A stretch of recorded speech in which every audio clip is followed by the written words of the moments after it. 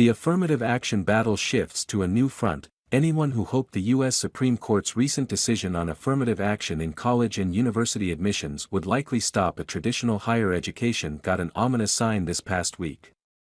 The U.S. Naval Academy was sued October 5 over its race-conscious admissions practices by the same anti-affirmative action group whose lawsuits against Harvard and the University of North Carolina prompted the nation's highest court to declare race-based admissions policies at such institutions unlawful.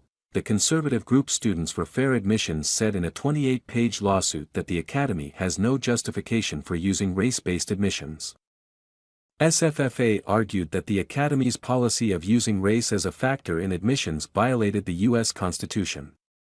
The group had filed a September lawsuit against the U.S. Military Academy at West Point, making similar arguments. The Supreme Court ruled in June that colleges and universities could no longer take race into consideration as a specific basis for granting admissions, except for U.S. military service academies.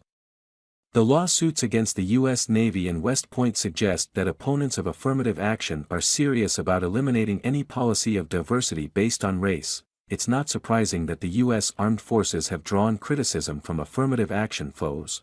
The military is the most integrated institution in America. Its leaders vigorously tout diversity efforts, insisting that inclusion ensures that the U.S. has the best fighting force possible. The most integrated cities in America have a strong military presence, researchers have found. And the Defense Department runs many of the most integrated, and highest achieving, schools for children in the nation. The military aggressively recruits people of color. The top brass knows that racial integration never just happens, it needs buy-in from leaders. But conservative activists consider this approach unlawful.